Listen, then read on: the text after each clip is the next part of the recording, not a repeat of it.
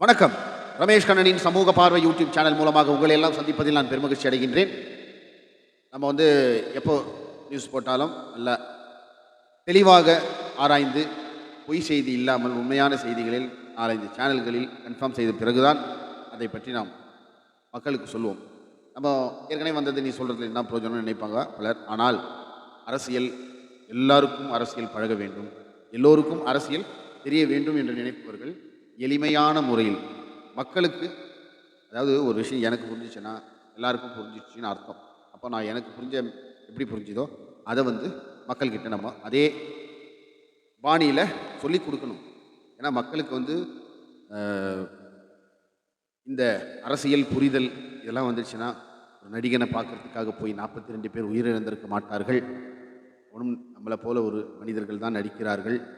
இந்த மாதிரி ஆர்வமாக போயிட்டு நடிகனை பார்க்கணும், நடிகையை பார்க்கணுன்னு அலையிறவங்க எல்லாரும் ஒரு நாள் ஷூட்டிங் பார்த்தாங்கன்னா அந்த நடிகனையே வெறுத்துவாங்க.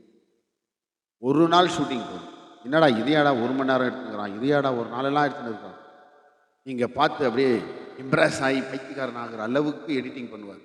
அந்த திறமை எடிட்டர் கையில் இருக்குது, சரிங்களா? ஆனால் நீங்கள் ஷூட்டிங் ராவாக பார்க்கும்போது அந்த நடிகரையே உங்களுக்கு பிடிக்காம போயிடும். என்னடா இவ்வளோ தூரம் கூட காலை தூக்க மாட்டார், இதை கூட செய்ய மாட்டார், இந்த சண்டையை கூட போட முடியல ஒரு ஆள் அப்படின்ற மாதிரி உங்களுக்கு அந்த ஹீரோவெல்லாம் நிஜ ஹீரோக்கள் கிடையாது என்பதை புரிந்த பிறகு அதை நீங்கள் பார்ப்பதற்கு இவ்வளோ ஆர்வம் காட்ட மாட்டேன். பார்ப்பீர்கள். இன்னமும் நிறைய நடிகர்கள்லாம் இருக்காங்க, அவங்களாம் நேரில் பார்த்தா ஒரு மகிழ்ச்சி தான், இல்லைன்னு சொல்லலை. அது விஜயாக இருக்கட்டும், அஜித்தாக இருக்கட்டும், கமலாக இருக்கட்டும், ரஜினியாக இருக்கட்டும், அவங்களாம் நேரில் பார்த்தா ஒரு சின்ன ஒரு எம்ப்ரெஸ்மெண்ட் வரும் தான் செய்யும். அது முதல் மாதிரிலாம் கிடையாது. திரைப்படங்களே பப்ளிக்கில் தான் எடுக்கிறாங்க. நிறைய பேர் நிறைய ஷூட்டிங் பார்த்து நிறைய ஆக்டிங்லாம் நேரில் நடிகர்களை பார்க்காத மக்கள் யாரும் இருக்கவே மாட்டார்கள். இருந்தாலும் போய் இன்றைக்கி ஒரு 42 பேர், அதில் பச்சிலம் குழந்தைகள்லாம் இறந்துருக்காங்க போது ரொம்ப மக்களை நினைச்சு என்ன சொல்கிறதுன்னு தெரியல. ஒரு கூட்டத்தை பார்க்கும்போது ஐயோ இந்த கூட்டம் இப்படி அசைஞ்சா என்ன ஆகும், நம்ம எப்படி ரிட்டர்ன் போகிறது அது கூட தெரியாமல் ஒரு லெவலுக்கு மேலே உள்ளே போக வேணாம், இதுக்குள்ளே அடிச்சுன்னு பிடிச்சின்னு போய் நிற்க வேணாம். ஏற்கனவே சீக்கிரமாக போய் நின்றவங்களாம் அவங்க நிற்கிறாங்க. லேட்டாக வந்தவங்களும் அவங்க தலை மேலே கால் மேலே ஏறி உள்ள போய் நின்று எப்படியாவது அந்த நடிகரை பார்த்து விட வேண்டும் அப்படின்னு சொல்லி போனதின் விளைவு தான் குழந்தைங்க கழுத்தெல்லாம் மெரிச்சு கொண்டு இருக்கிறாங்க. அதெல்லாம் கேட்குறதுக்கு ரொம்ப வருத்தமான ஒரு விஷயமாக இருக்குது. ஆனால் இதெல்லாம் கண்டிப்பாக வாக்கு ஆகுமா அப்படின்ற ஒரு விஷயம்தான் எல்லார் மனதிலும் ஓடிக்கொண்டு இருக்குது. இன்னும் விஜய்க்கு தொகுதி ஒதுக்கலை, சரிங்களா? தொகுதின்ற பாருங்க, சாரி, சின்னம் ஒதுக்கலை. நமக்கு வேண்டியப்பட்டவங்க யாருன்னா சுயேட்சையாக நின்னாலே நம்ம போனோம்னா அந்த சின்னத்தை தேடி கண்டுபிடிக்க முடியாது.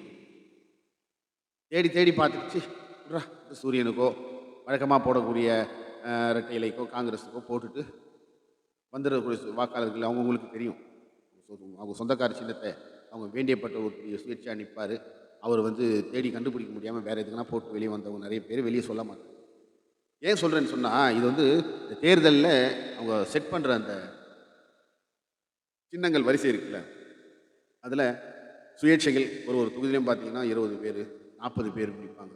இவங்களுக்கெல்லாம் மிஷினில் இடம் ஒதுக்கி பேர் ஒதுக்கி அந்த சிம்பிளை வைக்கும்போது சின்னதாக ஆகிடும். நீங்கள் வெளியே ரோட்டில் போஸ்டரில் இதெல்லாம் பார்த்த மாதிரிலாம் அதில் இருக்காது, வேறு மாதிரி இருக்கும். இந்த மாதிரி சின்னமே எதுன்னு தெரியல ஃபஸ்ட்டு இவருக்கு.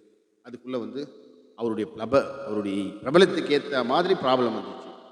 இப்போ ஒரு காங்கிரஸோட கூட்டணி வச்சுக்க போகிறாரா இல்லையா, இல்லை காங்கிரஸ் திமுக விட்டு வெளியே தாவக கூட கூட்டணி வச்சுக்க போதா, அதில் காங்கிரஸில் சிலர் அந்த பூதாகரத்தை, அதாவது மேயற மாட்டை நகர மாடு கெட்ட கதையா, சீட்டு கேட்குற தகுதி இருக்காது, எம்எல்ஏ அவங்களுக்கு அதிகாரத்தின் மீது அதிகாரத்தை கைப்பற்ற வேண்டும், எம்எல்ஏ அவங்க எண்ணம்லாம் இருக்காது.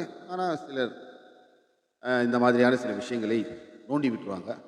அது பூதாகரமாக ஆகிக்கொண்டு இது ஒவ்வொரு தேர்தலும் பல தேர்தல் பார்த்துருக்கிறேன். 1994 முதல் எல்லா தேர்தலையும் பார்த்துட்ருக்கேன். ஒரு தேர்தலையும் இந்த மாதிரி ஏதாவது ஒரு பிரச்சனைகள் வரும். இப்போ திமுக கூட்டணியில் நல்ல ஒரு இடத்துல, சொகுசான ஒரு இடத்துல, அருமையான ஒரு கூட்டணி, இடதுசாரிகள் வலதுசாரி 2 கம்யூனிஸ்ட்டு ப்ளஸ் விடுதலை சிறுத்தைகள் இருக்குது. எல்லாத்தையும் ஒருங்கிணைத்த மாதிரி காங்கிரஸ் வெறும் பெரிய பலமாக இருக்குது. இந்த கூட்டணிக்குள்ளே லாஸ்ட் டைம் திமுக தியாக கூட்டணி அது இதுன்னு சொன்னாங்க, ரொம்ப பயமுறுத்துனாங்க. நீங்கள் திமுக 170 180 ஜெயிச்சா மட்டும்தான் ஆட்சி அமைக்க முடியும், அதுக்கு கீழே வந்துச்சுன்னு சொன்னால் இவங்க எல்லா எம்எல்ஏயும் விலை கொடுத்து வாங்கிடுவாங்க அப்படி இப்படின்னு பயந்து விசிகாவுக்கு 6, காங்கிரஸுக்கு 25, இந்த மாதிரி கொடுத்து சரி இது ஒரு தியாக கூட்டணி. ஏன்னா மக்களுடைய துயரை போக்குவதற்காக பாஜக உள்ளே வந்து விடக்கூடாது, இந்த சனாதன சக்திகள் ஆர்எஸ்எஸ் சங் பரிவார் கும்பல் தமிழகத்தில் வந்து ஆட்டம் போட்டு விடக்கூடாது என்பதற்காக எல்லோரும் ஒருங்கிணைந்து கூட்டணி செட் ஆயிடுச்சு. ஆனால் அது பெரிய விஷயம் இல்லை. இப்பொழுது இதே கூட்டணி எந்த ஒரு சஞ்சலமும் இல்லாமல் டிஸ்டர்பும் இல்லாமல் இதே தேர்தலை சந்தித்தோம்னா மிருக பலம் கொண்டு கண்ணுக்கு எட்டின தூரம் எதிரிகளே இல்லைன்னு சொல்லுவாங்கல்ல அம்மையார், அந்த மாதிரியான சூழ்நிலை இன்னைக்கு திமுகவுக்கும் இருக்குது. இதில் ஏதாவது புதுசாக டிஸ்டர்ப் பண்ணி பாமகவை உள்ளே கொண்டு வரலாம். பாமக உள்ளே கொண்டு வரது பிரச்சனை கிடையாது. திருமாவளவன் கொண்டால் ராமதாஸ் அப்பா பிள்ளைக்குள்ள பிரச்சனை இருக்குதுல்ல, அதில் அப்பா காலத்தில் அவர் ரொம்ப பட்டு திருந்தி என் பிள்ளைய நான் சரியாகவே வளர்க்கலைன்றது ஓப்பன் ஸ்டேட்மெண்ட்டாக கொடுத்ததுனால அந்த தலித் மக்களுக்கு விரோதமாக செஞ்சதெல்லாம் அவர் உணர்ந்திருப்பார் என்ற ஒரு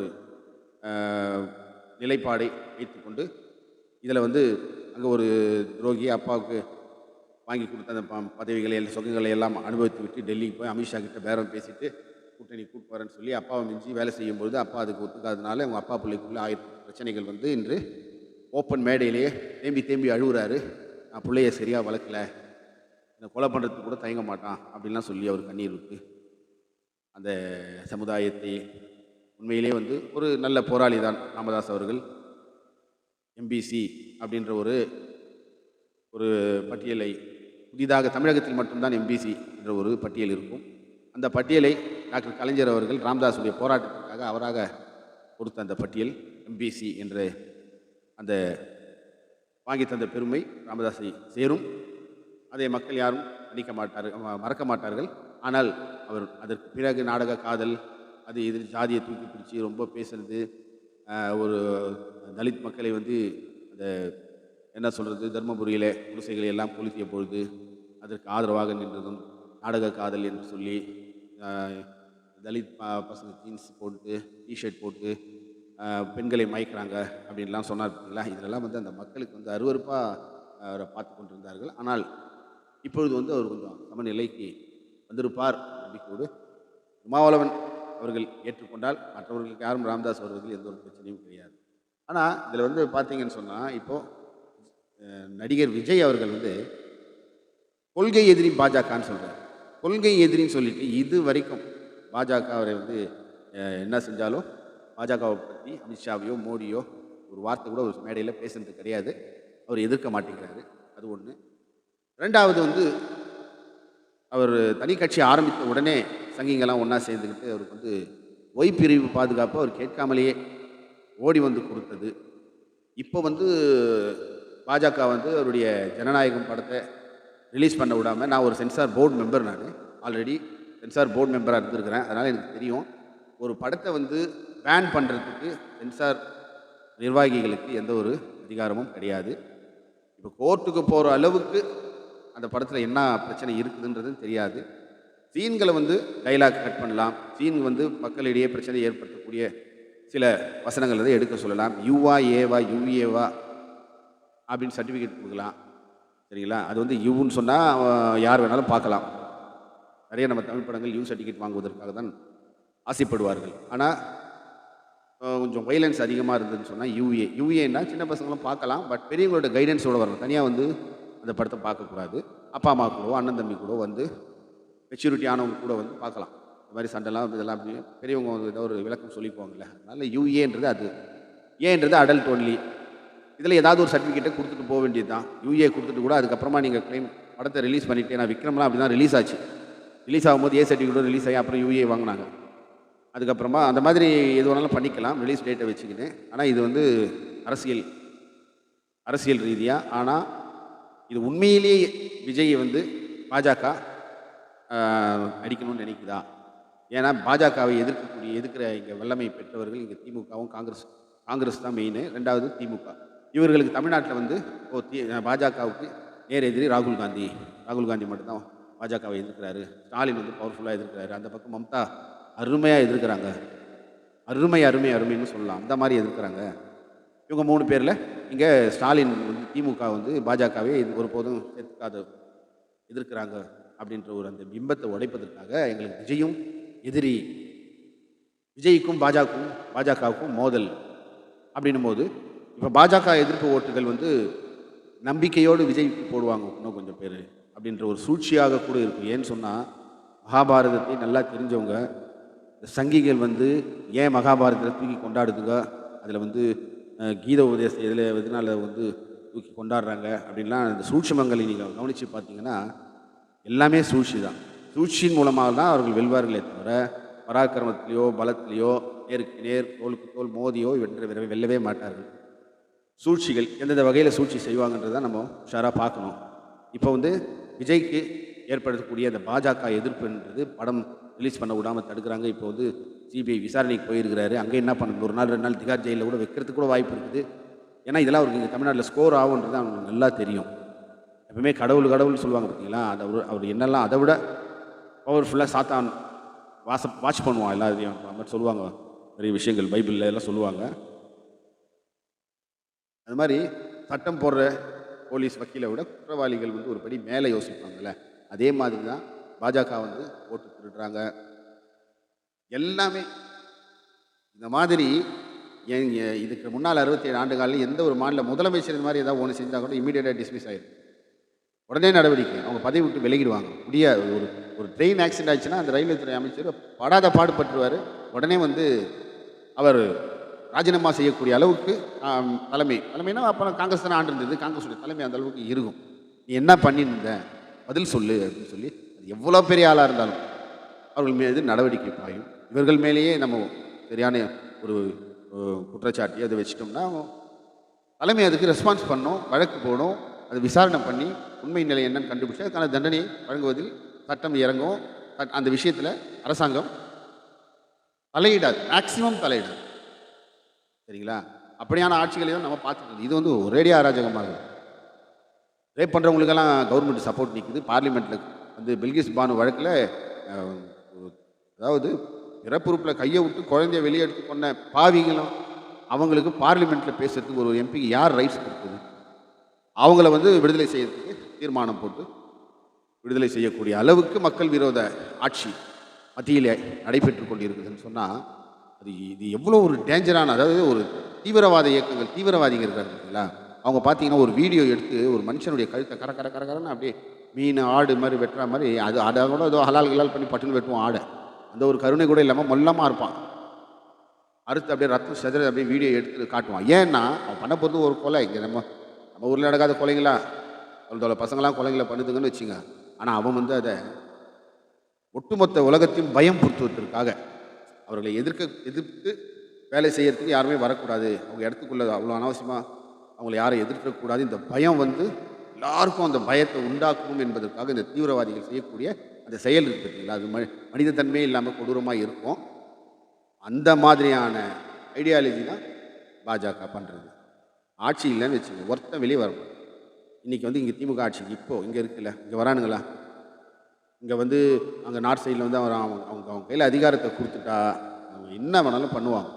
விவசாயிங்க போராடுறாங்க, ஜீப்பை விட்டு ஏற்றி எத்தனையோ பேரை கொன்னான். இஸ்லாமியர்களை பார்த்து குறி வச்சு சுட்டு 100 பேருக்கு மேலே டெல்லியில் கொன்னான். இது எதனாலன்னா இவங்க கையில் அதிகாரம் வந்துடுச்சுன்னு சொன்னால், ஆல்ரெடி இந்த சனாதன தர்மத்தில் இவருக்கு செய்தால் குற்றமே இல்லை, இப்படி ஒரு குறிப்பிட்ட சமுதாயம் அவங்க கொலை செஞ்சால் கூட அது கொலையே கிடையாது அப்படின்ற மாதிரியான சனாதனத்தில் இந்த மாதிரிலாம் இருக்குல்ல, அதெல்லாம் அவங்களுக்கு ரொம்ப பிடிச்சி போன ஒரு விஷயம். அதை திரும்பவும் கொண்டு வரத்துக்கு எல்லாரையும் மண்டை எழுவுறாங்க. புரியுதா அவங்களுக்கு? நம்மளும் என்ன பண்ணுறோன்னா ஆட்டு மந்த மாதிரி நம்ம ஒரு ஆடு வெட்டுற மண்டிலேயோ இல்லை கோழி வெட்டுற கடையில் போய் பார்த்து வச்சிங்களேன், ஒரு கோழியை வெட்டி சின்ன நம்ம கேட்குற சைஸுக்கு துண்டு துண்டா வெட்டின்னு வைப்பான். மந்த மிச்சம் இருக்குது பார்த்தீங்களா, அந்த கோழி வந்து தீனி சாப்பிடணும். அது என்னடா இது, நம்ம கூட இருந்த ஒரு கோழியை வந்து இப்படி துண்டு துண்டா வெட்டி போடுறானே, அடுத்தது நம்மளா இந்த யோசனை எதுவுமே இருக்காது, அதுக்கு தீனி போட்டோன்னு அதை சாப்பிடுவோம். இந்த மாதிரி அது வந்து ஏன்னா அதுக்கு கால் அறிவு கூட கோழி எத்தனை அறிவு இருக்குன்னு நமக்கு சரியாக தெரியாது, கால் அறிவுன்னு நினைக்கிறேன். அந்த அறிவை வச்சிங்கன்னா அதால் அவ்வளோதான் பண்ண முடியும். ஆனால் 6 அறிவு உள்ள மனிதர்கள் நாமளும் அப்படியே இருக்கிறோம். முஸ்லீம்களை அடிக்கும் போது எல்லாரும் கம்முன்னு இருக்கிறோம், கிறிஸ்தவர்கள் எல்லாம் கம்முன்னு இருக்கிறோம். இன்றைக்கி கிறிஸ்தவர்கள் எல்லாம் அடித்தாங்களா? இன்றைக்கி வந்து எங்கெங்கெல்லாம் பாஜக ஆளக்கூடிய ஒரு எந்தெந்த மாநிலத்தில் பாஜக ஆண்டு கொண்டு இருக்கிறதோ அங்கெல்லாம் வந்து கிறிஸ்மஸ் கொண்டாடுற சர்ச்சுங்களெல்லாம் கிறிஸ்மஸ் கொண்டாட முடியல. பெரிய பெரிய மால்லாம் அடிச்சு ஓடிக்கிறான், கலட்டா பண்ணுறான், பாஸ்டர்களை கூப்பிட்டு அடிக்கிறான். பாஸ்டரை போய் சர்ச்சுக்குள்ளே புகுந்து பாஸ்டர் அடிச்சு ஜெய் ஸ்ரீராம் சொல்லுன்னு சொல்கிறான். அப்போ கிறிஸ்தவர்கள் இன்னைக்கு பாதிக்கப்பட்டுக்கிறாங்க. சரி, அடுத்தது எல்லாம் இப்போ ஏற்கனவே யூபியிலலாம் தலித்துகளை வச்சு கொடுமைப்படுத்திக்கிறான். சனாதனத்துக்கு கட்டுப்பட்டு ஆகணும், குளத்தில் குளிக்கக்கூடாது, கோயில் உள்ள போகக்கூடாது, இதெல்லாம் சனாதன ரூல் தான் அங்கே பண்ணிக்கிறாங்க. ஒரு ஆதித்யான்னு சொல்லி ஒருத்தர், சரிங்களா? இதை வந்து இந்தியா ஃபுல்லாக இம்ப்ளிமெண்ட் பண்ணுறதுக்கு வருவாங்க. நாளைக்கு தலித்துகள் அடிப்பாங்க. இதெல்லாம் நல்லா பாருங்கள். இவங்க இளைச்சவங்களெல்லாம் வந்து இளைச்சவங்களை ஓரம் கட்டல, பலசாலிகளை ஓரம் கட்டுறாங்க. இந்த காலத்தில் வந்து தலித் இஸ்லாமியர்கள்லாம் தனியாக இருப்பாங்க. இங்கே தலித்துகளை கொடுமைப்படுத்துவான். அவங்க போய் இஸ்லாமில் சேர்ந்துட்டாங்கன்னா, ஏய் இதெல்லாம் பழைய கதை, இஸ்லாம் ஒரு முஸ்லீமாக ஆகிட்டான், இன்னொரு தடவை வந்தீங்கன்னா அவர்கிட்ட பிரச்சனை பண்ணிங்கன்னா நாங்கள் எல்லாம் வருவோம், பயந்து ஓடிடுவாங்க.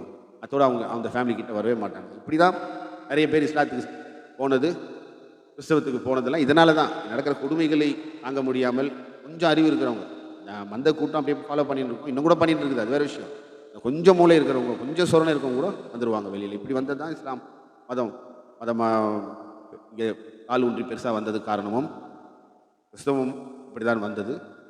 அதனால் இன்றைக்கி வந்து அவங்கள அடிக்கிறாங்க நம்மளுக்கு நியூஸு, அவங்கள அடிக்கிறாங்க நம்மளுக்கு நியூஸ். நாளைக்கு நம்மளை அடிக்கும் போது அது அரணா அடி, வாங்க முடியாத ஒரு விக்டிமாக இருந்து பார்க்கும்போது தான் அந்த வலி எப்படி இருக்கும், அந்த கொடுமை எப்படி இருக்குன்றது தெரியும். அப்பா புள்ள வாழ்ந்துட்டு இருக்காங்க, அவங்க வீட்டில் அவர் என்ன செஞ்சாங்கன்னா அதை போய் கையை விட்டு மாட்டுக்கறி தான் செஞ்ச அப்படின்னு சொல்லி அப்பாவையும் பிள்ளையும், அப்பா முன்னால் பிள்ளையும், பிள்ளை முன்னால் அப்பாவையும் அடிச்சே கொள்கிறாங்க.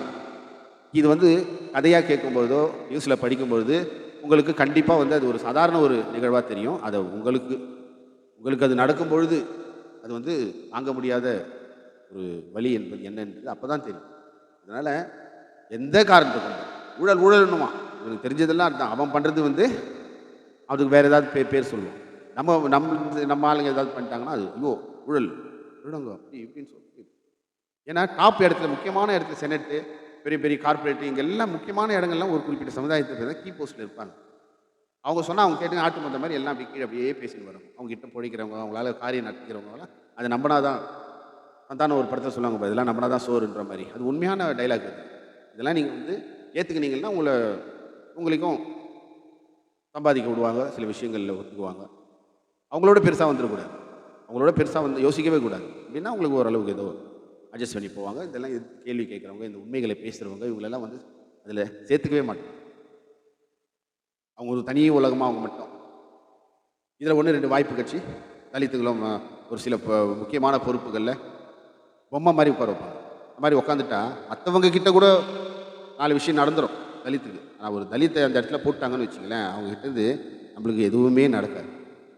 அதெல்லாம் பார்க்கும்போது மற்றவங்க இருந்தாலே பரவாயில்லன்னு நிறைய பேருக்கு அந்த மனநிலை வந்துடும்.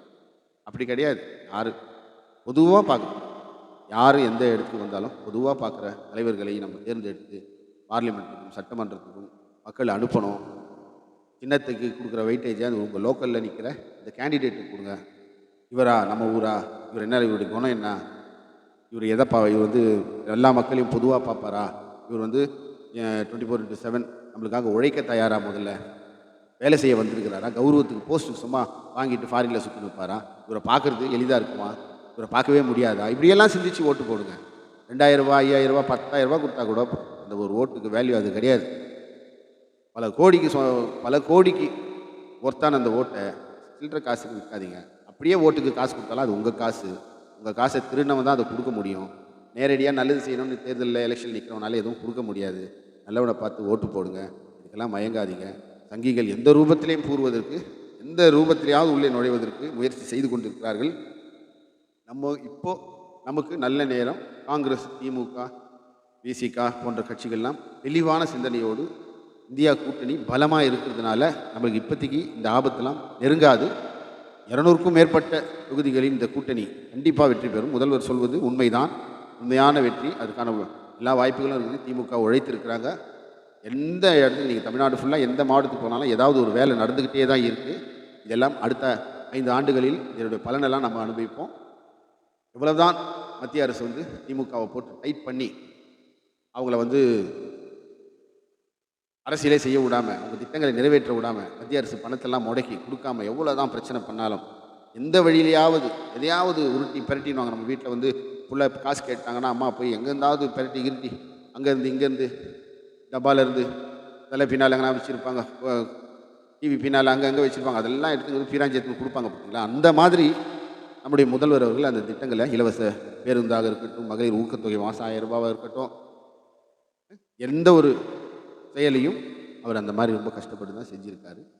இங்கே இதே மாதிரி ஆட்சி மீண்டும் தொடர்ந்து மேலே வந்து ராகுல் காந்தி பிரைம் மினிஸ்டர் ஆனால் இந்தியா கண்டிப்பாக உருப்படும், சீராகும், மாநில உரிமைகள் மீட்டெடுக்கப்படும். சங்கிகள் செய்த அட்டகாசம், அநியாயம், அக்கிரமம், நாட்டை வந்து அப்படியே பின்னோக்கி தள்ளி வச்சுக்கிறாங்களே, அதெல்லாம் வீட்டு வரதுக்கு எத்தனையோ ஆண்டுகள்லாம் பிடிக்கும். இந்த ஆண்டுகள் நம்ம இப்போவே வந்து தெளிவாக சிந்தித்து சங்கிகள் இல்லாத இந்தியாவாக நம்ம மாற்றினாதான் இந்தியா என்ற ஒரு நாட்டுக்கு உலக அரங்கிலையும் சரி, நாம் முதல்ல நிம்மதியாக வாழ முடியும். உலக அரங்கில் ஒரு மதிப்பும் மரியாதையும் வர வேண்டும் என்றால் சிந்தித்து வாக்களிக்க வேண்டும். இப்போவே சொல்கிறேன், காங்கிரஸ் இது சூரியன், அப்புறம் பானை விசிகா, கம்யூனிஸ்ட், இவங்கெல்லாம் சேர்ந்து கூட்டணியில் நிற்கிறாங்க. இதுக்கு மட்டும் வாக்களிங்க, இதுக்கு மட்டும் வாக்களிங்க. வேறு யார் எப்படி வேணாலும் போகட்டும், அவர்கள் எல்லாம் வந்து ரசிங்க, வாழ்த்துங்க, இதெல்லாம் ஓகே. ஓட்டு போடாதீங்க. ஓட்டு வந்து அதாவது கலைஞர், ஸ்டாலின், இது ஏன் உதயநிதி நம்ம சொல்கிறோன்னா, காங்கிரஸுக்கும் அந்த கொள்கை தான், சரிங்களா? அதாவது யாருமே இல்லை என்ற நிலை இல்லாதபடிக்கு தமிழகத்தில் இப்போ வந்து சொல்லிக்கிற மாதிரி ஒரு உதயநிதி சொல்கிறோம்ல, ஸ்டாலினுக்கு அப்புறமா கூட ஒரு தலைவர் இந்த திராவிட கொள்கையை பிடிச்சி தூக்கி நிறுத்த இருக்காரு அப்படின்னு சொல்கிற மாதிரி காங்கிரஸில் யாரோ ஒத்துருப்பாங்க இந்த கொள்கைகளை தூக்கி பிடிக்கிறது. இன்றைக்கி செல்வ பெருந்தகை, நாளைக்கு யாரோ, நாளைக்கு யாரோ தெரியாது. ஆனால் இந்த கொள்கைகளுக்கு தான் நீங்கள் வாக்களிக்க வேண்டும் என்று கூறி மீண்டும் ஒரு நல்ல விஷயத்தோடு உங்களை சந்திக்க வரும் வரை விடைபெறுகிறேன். உங்கள் புரசை ரமேஷ் கண்ணன். லைக் பண்ணுங்கள், ஷேர் பண்ணுங்கள். நான் எளிய முறையில் மக்களோடு மக்களாக பேசுகிறேன். உங்களுக்கு வந்து அரசியல் புரியும், உங்களுக்கும் புரிய வைக்கணுன்றதுக்காக தான் பேசுகிறேன். பெரிய மேதாவி மாதிரி பேசுகிறான், நம்மளுக்கு தெரியாதா அப்படின்னு நினைக்கிறவங்களாம் ஆகாதீங்க. அதுக்கும் கீழ்நிலையில் அரசியலே தெரியாதவங்க அவங்களுக்கு புரிய வேண்டும் என்பதற்காக தான் நான் வீடியோ போட்டுருக்கிறேன். மற்றபடி சேனல்லேருந்து இது வரைக்கும் ஒரு பைசா எனக்கு வந்தது கிடையாது, அந்த எண்ணமும் கிடையாது. இதுதான் சொல்கிறாங்க, எனக்கு வந்து மானிட்டைசேஷனை பிளாக் பண்ணி வச்சுட்டாங்க. சங்கிங்கெல்லாம் சேர்ந்து பிஜேபியில் வந்து அந்த ஐடி விங் இருக்குல்ல, அவங்களாம் வந்து ஸ்ட்ரைக் நிறைய அடிச்சு எனக்கு அந்த மானிட்டைசேஷனுடைய பணம் வரக்கூடிய அந்த விஷயத்தையும் பிளாக் பண்ணிட்டாங்க. இருந்தாலும் சேனல் நடத்திட்டுருக்கேன். லைக் பண்ணுங்கள், ஷேர் பண்ணுங்கள். நன்றி, வணக்கம்.